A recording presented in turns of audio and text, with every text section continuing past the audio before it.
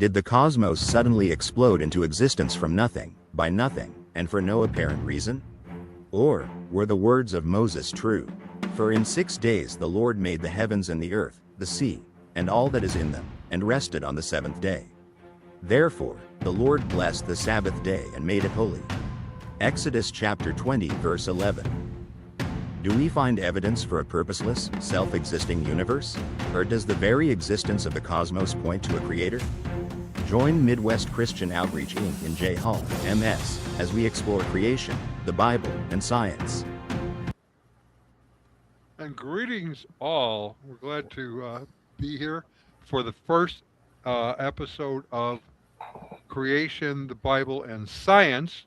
And Jay Hall has kindly agreed and assented to walking us through this this question, and has even brought material that he'll allow me to show as he talks about it.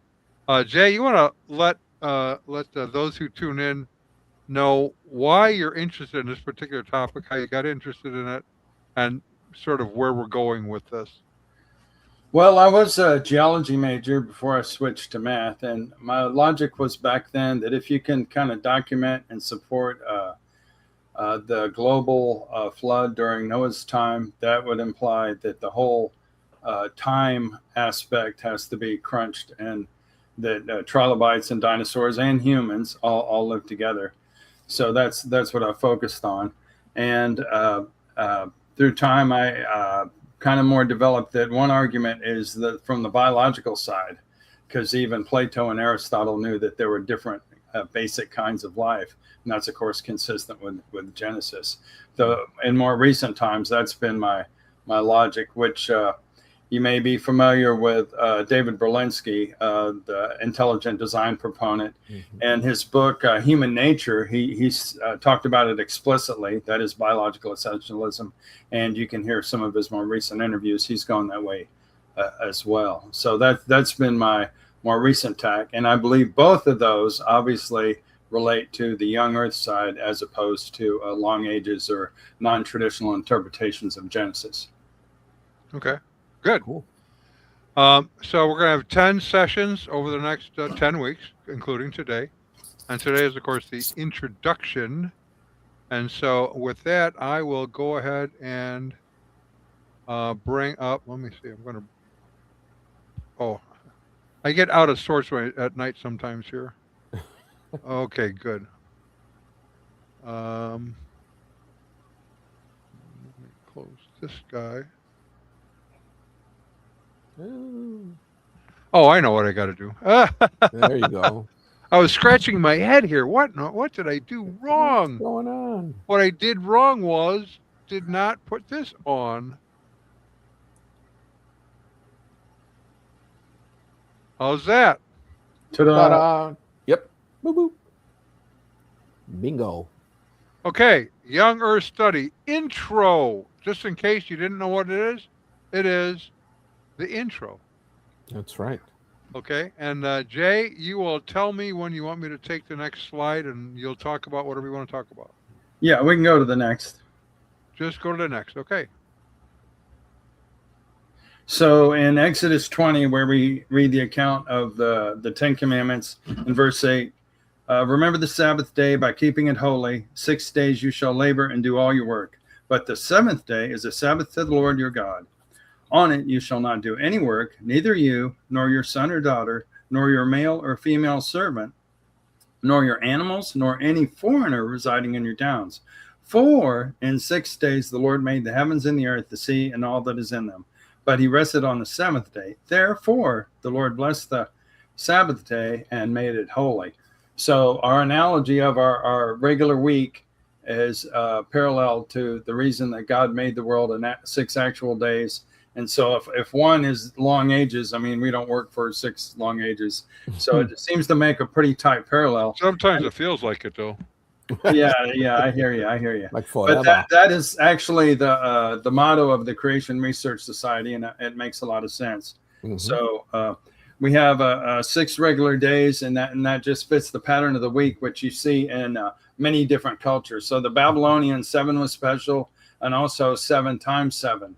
was special. And there's a really older work, I think it was published in the 1930s, but it's just called The Week. And it analyzes where the week came from. But the easiest answer is not to take an analogy with the various planets or this or that. The easiest answer is that it has to do with the fact that from Adam, eventually through Noah, and then through the Tower of Babel and the different cultures that came out of that, they had a faint memory of the 6-day week. And I think there's one Chinese tradition that man wasn't created on the 6th day, but on the 8th day. Oh, okay. Interesting. So there's a lot of cultures. In fact, if I understand it, there's like over 200 stories of the flood stories. Many of them have similar features in them to the one in Genesis. Yes. Around the world. So there's some kind of human memory that goes back a long way where we have some kind of a link together. Exactly. And of course, two key examples are a book and an example. The Delaware, the Lenni Lenape and the Red Record, I believe that's a valid account, which parallels Genesis so closely that many have tried to discount its validity. But at least until more modern times, the tribe itself accepted it. And also, if you know that classic book, Eternity in Their Hearts, that has a lot of connections to that with different tribes and whatnot, different groups. And they have a sense of much of the truth of we were created by one God, not many gods. And that, maybe an account of the fall and so forth. But I really, really love that book. The two books that I'd recommend, if you want to get deeper into it, is Coming to Grips with Genesis. And it's about so thick, and that's really great. I spent a little bit of time with Dr. Mortensen in Jacksonville when he had a speaking series there. I really admire him. I'm really a big fan of the history of science. I have an interview with my history of science professor at OU, David Kitts. Those of you that have studied creation for a while know that he was quoted quite often because he was willing to admit that the fossil record just really doesn't show the smooth transitions that evolution expects. Their gaps. And he was actually the very first curator of the Natural History Museum in Norman, where I went to school. Nice. So the Coming to Grips with Genesis, I would recommend first because it's more understandable. And the Stephen Boyd has the article that there's some online forms of it as well. But for me, my background is math. Statistically, there's like a fingerprint in the early chapters of Genesis, primarily 1 and 2, that shows that their narrative, you can't make them poetry. And again, if you have a little more of a mathematical background, it's almost like a slam dunk. And so it's not like a theory that, well, it seems to lean towards this way. It's like, from my way of understanding and my level of understanding of statistics, it's open and shut case. So yes, once you agree that it's narrative, then you could try to make an argument, well, we interpret it this way or that way. But it really puts a nail in some of those other ideas. It talks about Jesus' view of the age of the earth, and it gets into the framework hypothesis and all these different issues. And then one chapter is what did Calvin, Luther, and Wesley argue for the origin of evil? Well, you got to go back to, the fall and Adam and Eve on the forbidden fruit. But if you don't believe Adam and Eve were real in real history, how do you explain it? So those are just a few of the chapters. It has multiple authors. Interesting thing on the fossil record from an evolutionary standpoint. I really liked the late Stephen Jay Gould. I thought he was fascinating. I think he was kind-hearted, even though I believe he was wrong. But because the fossil record was so lacking in evidence from transitions to transition, he opted for the hopeful monster theory. So that eliminates the need for fossil transitions. You just go from one to the other. A lizard lays an egg, out pops a bird, and so there you have it. If only. There's no science to it at that point. It's just another kind of a myth and fairy tale. And we also watched, it was really fascinating interview by a German documentarian on the question of morality. Where do morals come from? And his answer was really quite interesting. He said, there's nothing in science that tells us about morals. Science is about how we came to be, not why we live like we are. And that shocked the documentarian, because he thought there would be a scientific explanation for where morals came from and why do we. And he said, no, those are questions about oughts. There's nothing in evolution that teaches anything about oughts. Mm. That's true. intriguing. So Yes. he's honest with that, but it didn't help his case, really. Apparently not. Wow. Okay. Yeah, I also want to go back to the other book, Okay. Defending Sin by Hans von Dume. And it's really, really deep. And yeah, if we could go back, that one. Okay. So this is, again, quite voluminous. 400 pages. Hold on. Let me bring this up so they can see you. Okay, go ahead. Okay, there we go. Yeah, it's Defending Sin, Hans von Dume. And again, if you don't necessarily want to get the book, and he's had several interviews to see if that's your cup of tea or not.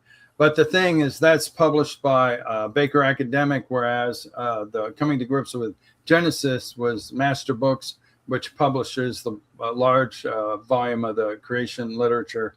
Mm-hmm. And so someone who's maybe trying to consider one view or the other, they may dismiss the Master Books.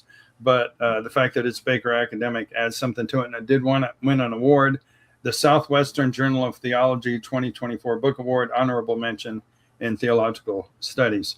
So I like the way it gets into it. So defending sin doesn't mean to excuse your bad behavior. What it's trying to say is, what is the doctrine of sin?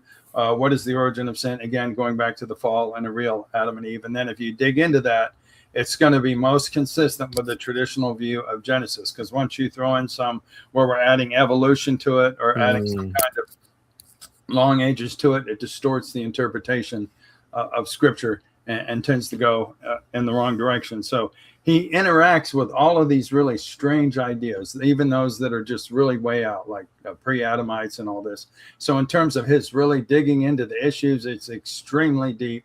And I've found a lot of interesting topics like for further study. So again, it might not be for everybody. But one thing, one of the quotes for it in terms of an endorsement, so to speak, is a quote, "This is the most erudite and theologically sophisticated defense of young earth creationism that I've read." And you might think, oh, that's somebody from Liberty University or something. No, it's Thomas McCall from Asbury.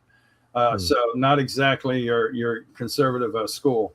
So it has gotten a lot of good marks. And like I say, he does his research, well documented, and the more quote unquote mainstream, as well as the more traditional creation references. So I would recommend that if you really say, I want to know more, I want to know a lot more. I definitely would recommend that book. We can go to the next one after that. Okay. So the obvious time markers that we have come from the genealogies in Genesis 5 and 11. And some of these, of course, are repeated in, say, in Matthew and Luke and in Chronicles. But those are our key things, because that says, at this point, when the father was so old, the son was born. So there's an absolute link. And then it says in Jude that Enoch was the seventh for Adam. So at least for those first seven, there's no possibility of a break. And there's we can get into this in a further episode, but I just want to give, this is the basic criteria. Well, where does the 6,000 years even come from? So the flood, and again, do you go with the Septuagint or the Masoretic? So there's some slight variations, and I would not be dogmatic, like say, when was the date of creation? When was the date of the flood? There's some different ways of looking at it, but in general, from Adam to Abraham, you have 2,000 years, and say with the Masoretic text, from the beginning to the flood is 1656 years, and then of course Abraham was after that.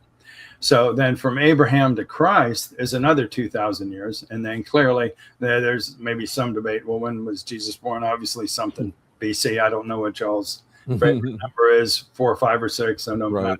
Not quite sure which are the more popular ones in those Bible-believing conservative Christians, but clearly somewhere around 2,000 years. Yeah. So you add up 2,000 and 2,000 and 2,000, you get 6,000. That part's fairly clear. So the question that might come into your mind, well, how do we know that Abraham was around 2000 BC. And we can go to the next. That's a good question. Do we have a solution to that? Yes. Next slide. Oh, a slide. There we go. Just slide right into it. And for the full disclosure, David Scroll, I'm not sure who that is, but I thought they put a good thing to this, multicolors, and it's got the dates from creation, year of the world. That's, I think, an Usherism. And then it also has the before Christ, the BC. So if you look, you start off with Adam, of course, go down. You have Noah, Shem, and then you have the three sons of Noah. And then for Shem, you keep going down. You have Peleg, which I would say that relates to Babel. And then Terah was the father of Abraham. And if you look below Abraham, it's pretty close to the 2000 BC. So I would say this is a reasonable, again, give or take, on some of the exact dates. So I wouldn't say, oh yeah, the flood was exactly at 350 BC. I think there's some other slight variations on that I would have no problem with. But you can see that if you just, because there's explicit statements of when so-and-so was so old, then so-and-so was born. And so, and like when Methuselah died, that's when the flood is. Notice that, the purple kind of in the middle. And I'm going to come back to that a little bit later. And again, Enoch being the seventh from Adam, you can see that. And so Abraham lived about that, and that can be confirmed in some other ways. Let's go to the next.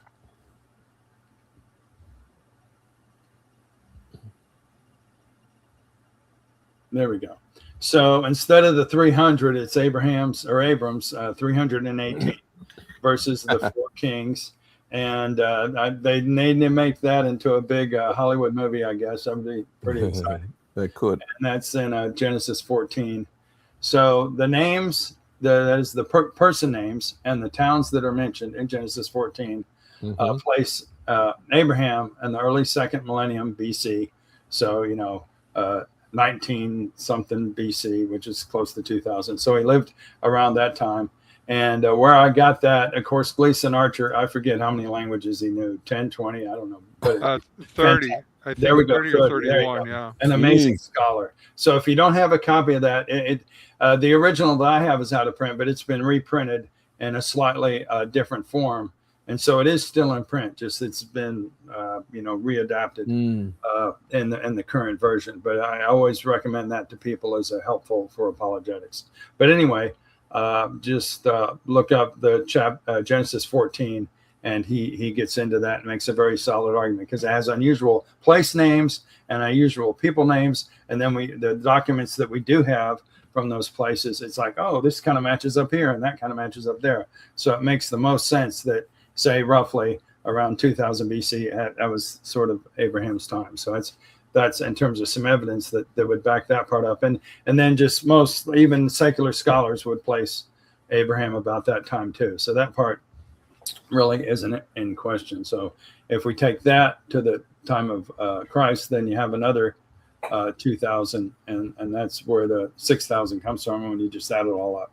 We can go to the next. All right. How many have read the Genesis flood or have a copy of it? Everybody? Oh, the book or the Bible? I'm sorry. Just the Genesis flood by John Wickham and Henry Morris. No. It came out in 1961, way back there. Gosh. This happens to be the 50th anniversary edition. What? And so it's been around. It's been around a good while. Oh, and wow. there you go. And the original edition actually had like a foreword or something from a mainstream geologist, and at least he was willing to kind of interact with it. So some of the arguments you can go to, say, Answers in Genesis or Creation Ministries International, and they'll have a page that say these arguments we don't necessarily use anymore, like, say, the dinosaur and human footprints in Biloxi in Texas, things like that. But overall, I would still recommend the book, and like where the layers are out of order. And I mentioned my history of science professor David Kitts in class. He even said, "This is a hard question. How do we explain this?" Now again, he didn't throw out in all of the mainstream stuff and become a creationist, but he was willing to admit the problems, which very few mainstream scientists are. So and again, he gives the biblical arguments, when you have a number, a sequence, and a day mentioned for the creation week over and over again, that means a regular day, not some kind of abstract thing. Those kind of biblical arguments, and also that the flood is universal. Complete list of biblical arguments for that. Because once you accept that, so you have some in the ID community, and they've even accepted. Okay, well, the 2 Peter 3. How else can we interpret? The whole world is going to be destroyed in the future, and how could the world be destroyed through water in the past if it wasn't worldwide as well? Well, I guess I do have to accept it. So that's something that, to me, if you follow that logic, you have to crunch the time scale, geologic time scale, to a much smaller aspect. And then if you're questioning it to that extent, say the Cambrian and the Cretaceous were all part of the same geological catastrophe, then how can you not take the next step and say, okay, we have to take the full young Earth position? So I would still recommend that, even though it's an older work and a classic. It's cool. Interesting that the ID community argues for intelligent design. Many of them are not young Earth, but others are. They don't really take an official position on that issue because they're not arguing on the when. They're only arguing on the intelligent design versus by chance. Yeah. Exactly. Right. That's the two options. And both of them are strictly faith claims. Not strictly. They are faith claims, and that can be also based on existing evidence. The cosmos exists. We know that. Romans 1 tells us that is a demonstration that an intelligent designer exists. But it doesn't tell you enough about the designer to be saved, only that he exists and he's powerful. Okay. I don't know that evolution theory has any kind of an answer really for how everything came to be. It just was nothing and then popped into everything. How did that happen? We don't really know. Yeah. But we know that God didn't do it. And anyone who believes God did it is just stupid and in fantasy land. Yeah. Well, it's fun to say that, but it's not a real actual argument. Right. Anyway, I find those kinds of things humorous. Okay. In a further session, we can get into what I like to call the broken interpretations of Genesis. And in my graphic there, it's supposed to be the Earth, and it's kind of broken there. So the gap theory, like you have you kind of in the beginning, and then there's a long gap, and then you have creation week, or the day age theory, that each day represents some kind of long period of time. The framework hypothesis, which we can get into at another point. And then you mentioned William Lane Craig and the myth concept, where you're basically saying it doesn't have a connection with the real events of the past at all.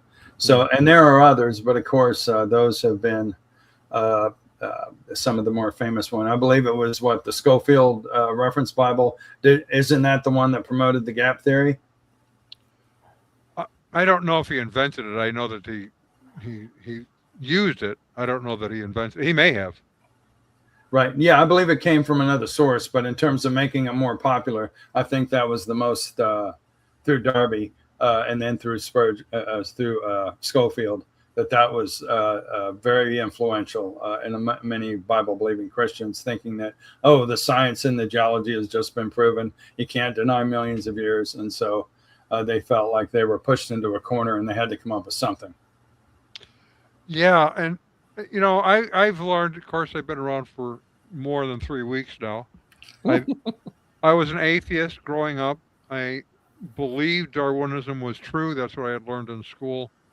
And it wasn't until I started asking the questions about, does God exist?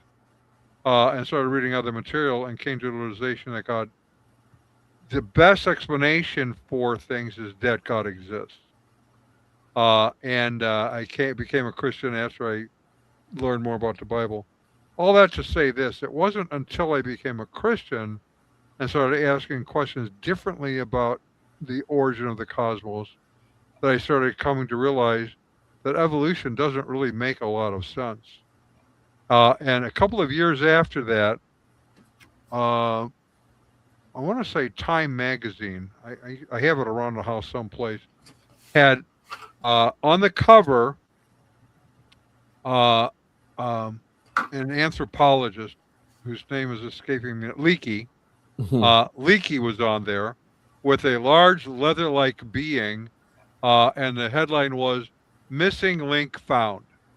And I went, "Well, that's interesting. So I got it and I read it, and I read every page, and I got to the end of the article, about the third paragraph from the bottom, after redoing all of the lineages of evolution and how it all works together.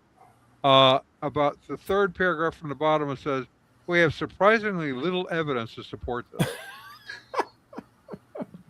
Why did you write it then? Took you down this big, long rabbit hole. Huh? Oh, man.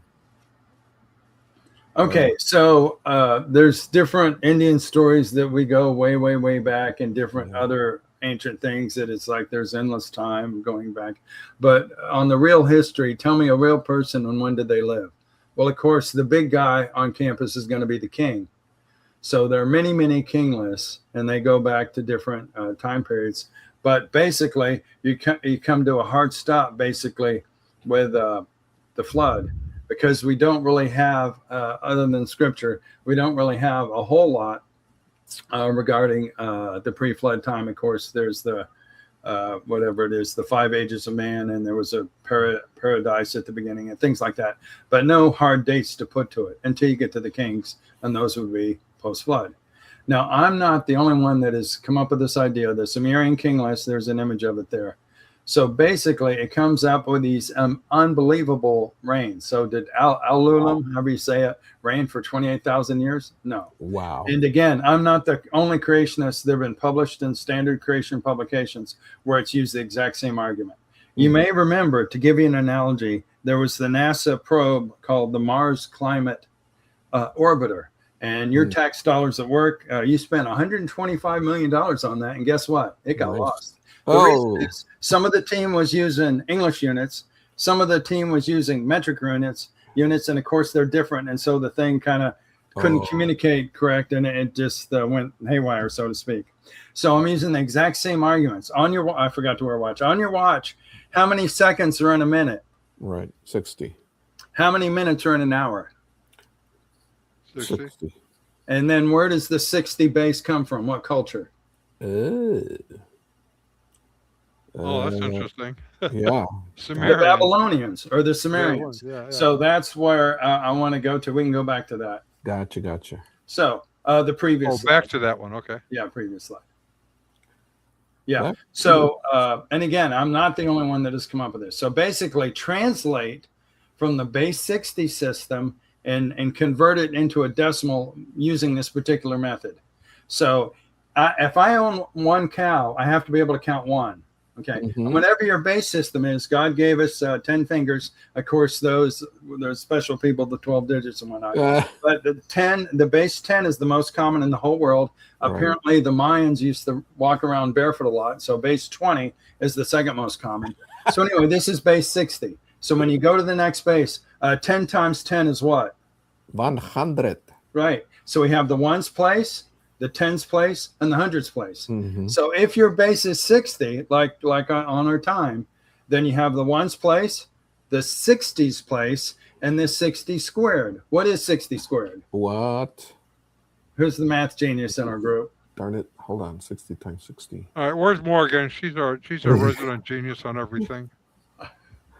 I can't do it that quick. Hold on. No, it's not senior year because it sucked. Absolutely not. We are not going down that rabbit hole. Okay, so it's 3,600, I think. Thank you, James, everybody. So that's right. So, boy, they could get to big numbers quickly, okay? So if we say, and what's in the 60 squareds place? 8. What's in the 60s place? A 0. What's in the 1s place? Another 0. Right. So that turns into 800. Well, that makes a lot more sense, given the fact that you have the patriarchs, pre-flood patriarchs living for, upwards of 1,000 years. Right. So notice the reigns when we converted, 800, 1,000, 1,200, and so on. And notice it kind of decreases towards the end there. If you add it all up, you get roughly 6,660 years, which, hey, that almost fits sort of kind of within the biblical framework.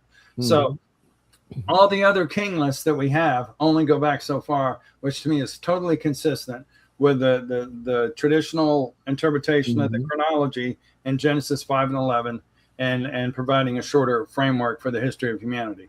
We can go to the next one. Onwards. Yes. So this is a map. Maybe you see something like this in the back of your Bible, or if you have an archaeology Bible, or if you've studied some of this. Ebla tablets are, of course, famous. Mari. And then Akkad is right there, I guess, near maybe where Babylon would be. And then you have right there where Abraham was, and some of these other places. So the Akkadian Empire, if you trace back their king lists, again, something that you have a hard anchor to, is around 2270 BC. Babylon, you can put the start of that at 2234 BC. Egypt, again, this is using the condensed chronology. Maybe you're familiar with Rohl, R-O-H-L, and others who favor that sort of a thing. Yeah, according to some sources, you can put it to 2188 BC. And in India, even though their stories go back forever and ever and ever, and all these endless cycles, in terms of an actual dynasty, the Brihadratha, if I said that right, dynasty only goes back to like 1700 BC. So when we look at king lists, they come to a stop that's totally consistent with the Tower of Babel and Noah's flood, where we have some hard numbers to work with. And I've written several books that relate to this. My one book is called Yes, Young Earth Science, like an acronym, because often we say Young Earth Creationism, which I guess that'd be like yuck, like Brussels sprouts or something. So I was trying to make it a positive thing, Young Earth Science, and of course Scripture supports it as well. You can put Scripture and science. Yes. But anyway, but that book, I document all that you have to go with these other scholars, some of the mainstream, but they have another alternative view to give it the shorter chronology, not the longer chronology. Bada boom. Okay, so next. Yes, please. Okay, who's the big Francis Schaeffer fan? Oh, we were all. Several of us are, yeah. There you go. So we were such a big Schaeffer fan that we named our son after him. So that's right, Francis Schaeffer Hall. Who's been to Colorado Christian University? No. Okay, I have not. But guess what? You guessed it. There's a building. That's right. You guessed it. Francis Schaeffer Hall. Yes. Anyway, you can look that up. But anyway, I put him in the creationist camp, even though a lot of people in published books say, no, he's with us because he had questions about the genealogies and this and that. But here's my argument. He held to a non-tranquil universal flood, the possibility of man-dinosaur coexistence, like say the giant reptiles in the book of Job, and that nuclear decay rates may not be constant. And one of the actual original researchers in that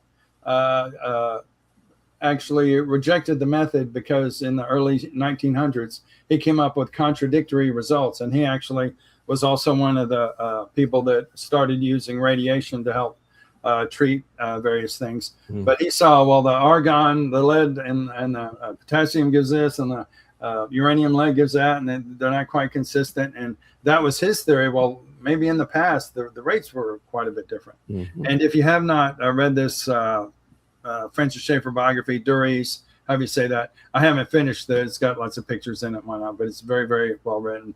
And again, I haven't finished the whole thing, but I definitely recommend it. So I would put, and this is something he said, this is from the commentary on Romans. So if you do have Schaeffer's complete works, the five volumes, this is something additional. Again, a lot of these things were people recorded his talks and then they were translated into books. So this is a more recent thing, is commentary on Romans. And he says, there is a tendency in our day to view the first 3 chapters of Genesis as merely myth or parable, an idea or an allegory. But considering that both Paul and Christ accepted those chapters as real history, if we reject them, we are rejecting the authority, not only of Paul, but even of Christ himself. There was a historical fall bringing death to all people. Mm-hmm. So another thing about Hans Madume's book, he does talk about that. So where does the evil come from if you don't bring it back to the fall? So defending sin in that sense is the reason we have all the catastrophes and the whole universe is somewhat messed up. Job even said, even the stars are unclean in your sight, and stars explode, etc. So when you bring it back to Romans 8 and the universe is decaying and we're into this bondage of decay, all of it fits together. Mm. All right, an easy answer would be the time machine. I don't know if anybody is big on Doctor Who or something similar, but I think a lot of the mathematical and the logical conundrums of an actual time machine, you killed your grandfather and so forth, are kind of pretty serious. But suppose you could come up with something where you're just looking at what happened in history. And again, I thank my good friend ChatGPT for this image. So up to this point in history, we have not been able to invent a history observation device, and maybe y'all are laughing at me, but remember what it says about the Tower of Babel. If they aren't stopped, nothing will be impossible for them. So who knows? And there have been attempted time change things on a very micro level, like on a subatomic level, which is kind of beyond where we would be going with it. But if there was a way that we could observe history, we could go all the way back to day one of creation, and there'd be no excuse not to believe, from the way I'm looking at it, no excuse for not to believe in the straightforward traditional interpretation of Genesis and Genesis 1 through 11 and so forth. All right. Who's in the picture? Who can tell me? Oh, who's that guy there?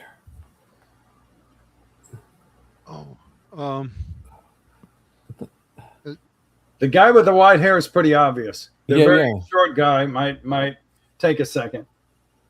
Oh. The two people sitting down. Yeah, I know he's Don. No, it's Donahue. Well, that's the first Donahue. one. Yeah, Donahue. Donahue. There we go. Phil Donahue, and that's Dwayne Gish. Whoever saw the track "Brainwashed," kind of orange, brainwashed.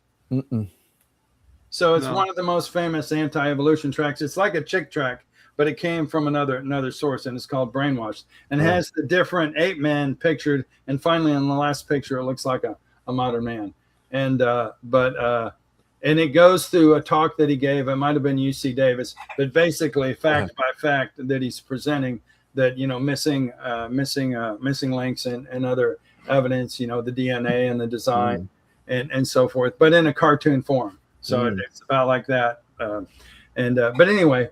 He probably debated more people than anyone, and a lot of them were with Henry Morris, of course. And so this is on someone else's show, and Dwayne Gish is debating Phil Donahue. Yeah. So if y'all can correct me on this, I'm very much would like to know. You can send me, have my information at the end. You can send me a note about it if you can know of anything on this. To the best of our knowledge, there have been no formal debates on question number one. Was Jesus a young earther? And there's one of the articles or one of the chapters in Coming to Grips with Genesis is exactly on that issue, and it's called Jesus Age Verses. And the first one is, of course, God made them male and female at the beginning of creation, not just the beginning, say the beginning of marriage, but the beginning of creation, and two other verses that Jesus said. And then the question is, what about beyond just the Gospels? Does the New Testament support a youthful world? And I would say the answers to both of those are yes. You can make a strong argument that Jesus was a young earther and that the rest of the New Testament supports the young earth position. But I do not know of any formal debate specifically on those issues. Not that I can recall. No. All right. So there's a common phrase, time doesn't matter. And I have an argument that I call the sovereignty of God or the providence of God. And there was a Canadian creationist that wrote a very, very long article on the providence of God.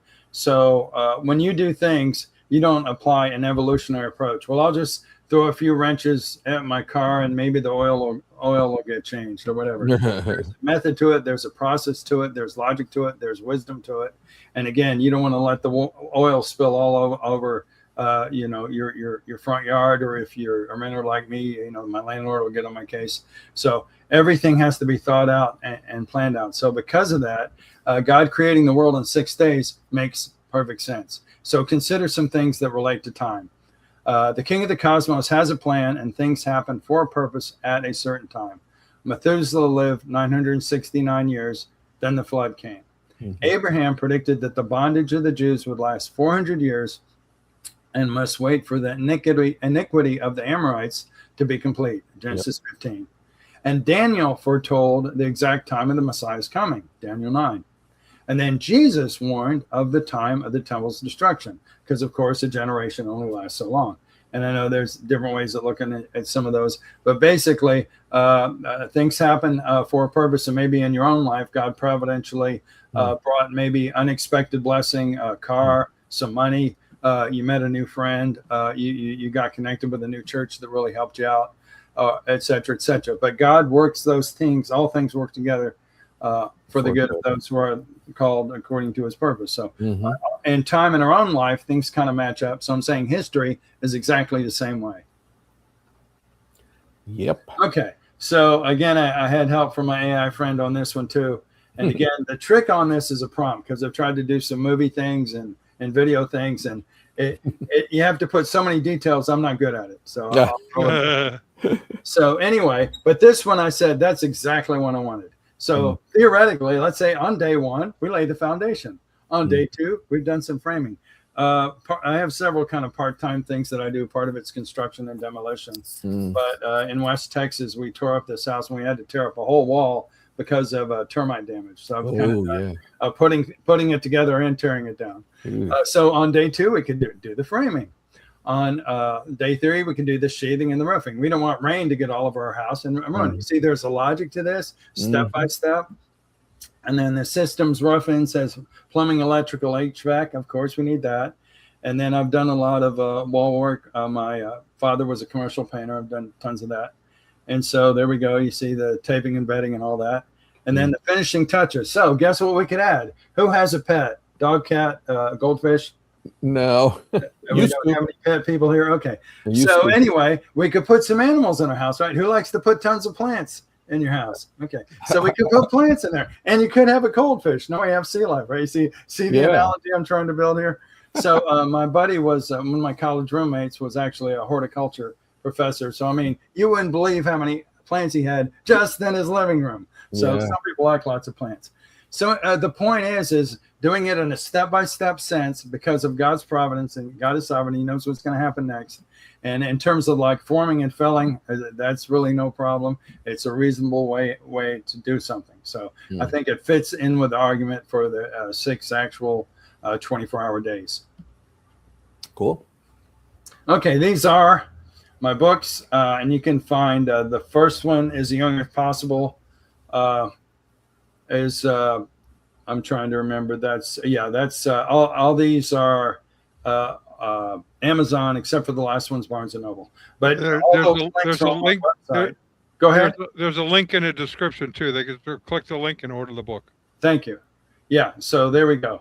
So my actual website is totalyouth.us, and there's social media and podcasts and whatnot. And my little slogan is for Total Youth, support Earth's youth. And there's my email. I'd appreciate your feedback, pro or con, and any questions. And if I don't have an answer now, I could come back the next time and do a little research. I appreciate your time. Sure. Nice. Oh, and that's the end of that. What? So that was the intro. That was the intro. No more pictures today. But now we're open for discussion. Pick on him. Oh, no. Ask difficult questions, and then he can run away. So let's see. So according to what we were talking about earlier about Schofield, he did not come up with that theory himself. I think he borrowed or must have heard it from this guy who was what was it? Somewhere out of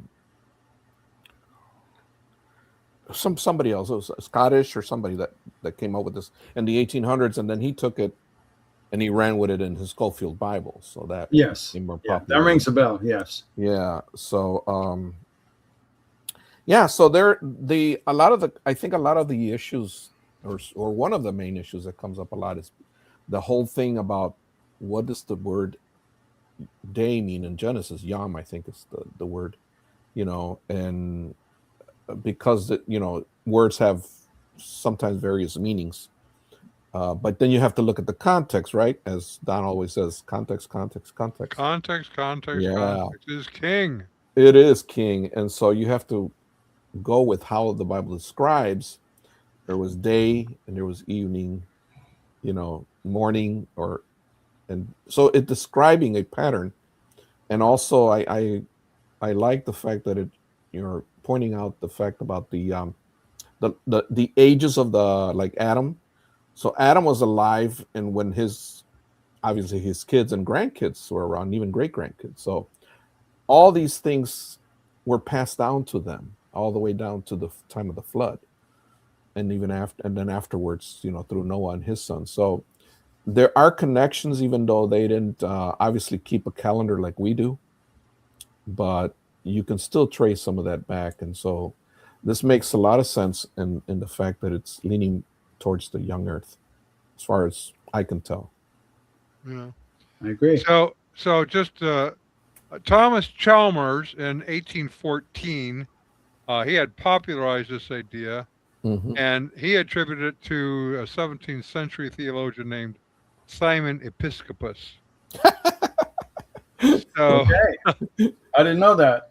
So that's the history of that, and then later on, of course, it was picked up by Schofield, who further popularized it. So that's the history of that guy. There was the gap theory coming through. Yeah, that is the gap theory. Yeah. Yeah. So yeah, Schofield was not he did a lot of things that kind of populated a lot of bad theology. Well, to some degree, all of us are sort of captive to the knowledge of our time, or the believed knowledge of our time. There are some things that are true and have been true all down through history, right? Which are the essentials of the faith, I would argue. Yes. Where Christians, including me, get into trouble on the important but secondary issues of the faith. And I think some get themselves in too much trouble by holding too firmly to possible explanations for things, like the gap theory. Right. At the time, based on the knowledge that was available, that seemed to make sense. How do I explain this in light of the new evolutionary theory? Remember, that's what they're kind of dealing with, right? In the late 19th century, especially. But before that, you had this idea of a chain of being, which is kind of where Darwinism evolved from, the great chain of existence. Yeah. But in that, every time they discovered a new species, they didn't know what to do because it didn't quite fit in the chain that they already had. Exactly. Have to take it apart and try to put it together again. Yeah. How do you do that? Exactly. And so Darwinism kind of was the solution to that, I think. Now, that would be just my opinion. I don't know as much about that. But, does that make sense, Jay, do you think?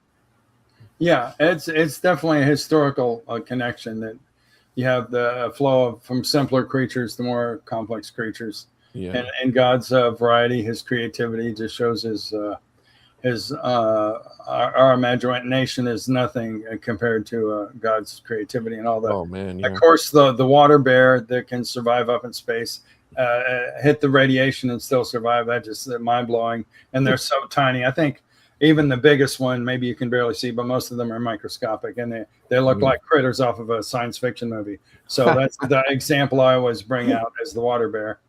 Yeah. I just read about that, I think, last week, and that was fascinating. Very cool. So science is really interesting, and the more, for me, the more I read stuff from science, the more it strikes me that the idea that we evolved by time and chance and accident is more of a fairy tale than almost anything else I've ever heard. Yeah. Yes. I had a unique opportunity some years ago. I was asked to debate a professor at a junior college in the area near me on creation versus evolution. And I said I'd love to. I have to admit he can't really win the debate. And they said why? I said, well, because he's a professor and I'm not. And so if he wins the debate, he should win the debate because I am less educated than he is. On the other hand, if I win the debate, he was beaten by somebody with a high school education. Not even a full high school education. That would be embarrassing. Well, then he had already sort of agreed to do this, but he started getting cold feet, and he told them to find out if I was a young earther or a young earth creationist or old earth creationist. And I said, well, I tend to be a young earth creationist, but that's not what we're talking about. We're talking about how things came into existence, not when. Well, he said he would not get stuck in a room with a young earther, and he backed out, which is interesting. So I went and I made my presentation, at the end of which several came up and asked a lot of questions, especially those who were really wanting him to be there, and he wasn't. And so they scheduled a time with him several weeks later, and someone let me know that, so I showed up. Thought this would be interesting. Intrusive as you are. I sat kind of in the front row, and listened to his whole presentation. I thought he did a good job, but I raised my hands and I said, "No, he said, call on me," which was a mistake. I said, "I need to make an explanation first and then get to my question. Is that okay?" And he said, "Sure." I said, "Okay, let's assume for a moment that you're correct, that there was a big bang which caused nothing to explode into everything. Let's just assume that for the moment. And out of that, everything that now exists on at least one piece within the whole cosmos, we'll call it a planet, and we could even call it the planet Earth. I think that would be helpful. Existed. And on that planet, a primordial soup just suddenly appeared for no apparent reason. It just popped into existence on this asteroid, this planet we'll call Earth. On that asteroid, we'll call Earth, a lightning storm came upon us. This is actually a theory about how life began, and zapped it, and 21 amino acids popped into existence, clung together, and started a cell group. And from that, then they started dividing and multiplying. Now, here's where my question comes in. We all know that dividing and multiplying a single cell is the easiest way to replicate. You don't have to meet anybody else. You don't have to date them. You don't have to even like them. You just divide and multiply, and that's it. That's it. How do we get from that to male-female reproduction, step by step? Because unless you have all of the components in place and operating, you don't have reproduction ever. So it seems to me that you have to have, I don't know, a male pop into existence fully formed and functioning at some point in time. But you're still not there. You have to have a male pop into existence fully formed and functioning at some point in time. But you're still not there. Because you have to have them pop into existence at about the same time. But you're still not there. Because they have to pop to existence at about the same time in about the same location. Wouldn't do to have one, say, in Alaska and one in Argentina. That's not going to help. Yeah. So they have to be same time, same place, same location, meet each other, and start reproducing. And like each other. And like each other. Could you explain to me how you get from single cell reproduction to male-female reproduction without the miracles I just described? He looked at me and he said, "I've never thought of it. I have no idea, but I think somebody probably has a solution. I haven't heard one since." Yeah, that would be the Bible, dude, or God. Right. You have to have some pre-existing creator to make this all happen. Sure. All right, we have a couple of comments. Let me see if I can get back to them. Here's one. First one. What do you think about the pre-covenant humans being alive before Adam? Yeah, I would say that it says Eve is the mother of all living, and that Adam was made from the dust of the ground, and Eve was made from Adam's side. So you don't have any humans before Adam and Eve until their children were born. They were the only humans on this planet. Okay, I tend to agree with that. I don't find anything in Scripture even that implies that. I think we have to read it into the text in order to get there. What is the apocryphal or what source where it talks about Lilith? I'm forgetting. Oh, Lilith. shoot. I don't. That's recall. not ringing any bells. No. Yeah, I forget. But that's is it a Jewish apocrypha? But I think that's where some of these ideas ultimately originate. Oh, okay. Oh, yeah. Supposedly the first wife of Adam, Lilith. Lilith, right? Yeah, you're right. That is Jewish apocrypha, right? Thank you. Lilith. And the thing about apocrypha, even Jewish apocrypha, they didn't accept it as inspired. It was a story that they liked, but it wasn't the story that they thought represented what the scriptures taught or was true. Okay, we have next question. The Sumerian civilization is the oldest and has been dated at roughly 6,000 BC. Not all of the genealogies in the Bible have year death attached. How does 6,000 account without day-year theory? The resources that I'm coming from are some that have like alternative interpretations of some of the data, and again, not necessarily based on artifacts, but on written records where it says this king lasted so long and then his son reigned, where you have a linkage between one ruler and another, and then maybe one dynasty gets replaced with another dynasty. But in terms of the year of the death, I think most of the ones in Genesis 5 and 11 are accounted for. But the key thing is once this person Adam is so old, then Cain is born. That father to son connection, that's the key thing that holds the chain together. And there really are no links on that part of it, or breaks in that part of it. Right. And I think now again you know more about this than I do, but one of the things that seems to me is most even of the young Earth creationists tend to not have a hard and fast it was 4,200 years ago or 6,000 years ago.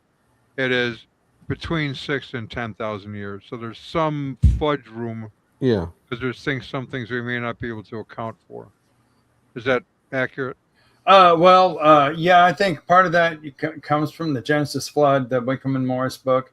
But I would be more hard arguing for roughly 6,000 is pretty close to correct, but not exactly Usher's date of 4,004, but pretty close to that. So the traditional Jewish year of this year, I forget what it is. What is it? 3756. I'm not quite sure. So that much of a fluctuation, I don't have a lot of a problem with.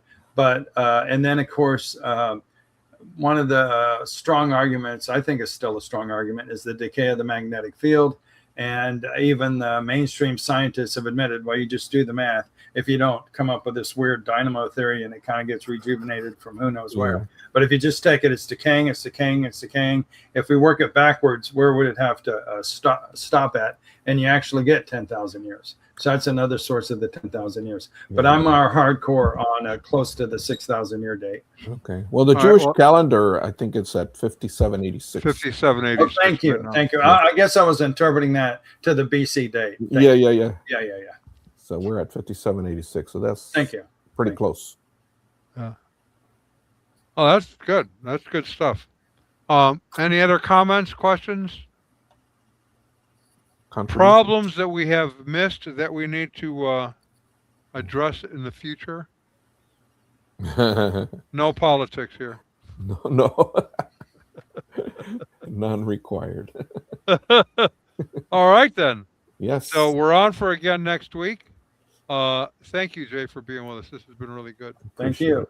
So to everybody else, next week, 8 o'clock Central Time, join us. And Let's see where continue. we go from here, and we'll Mhm. continue on. Adios. Later, dudes.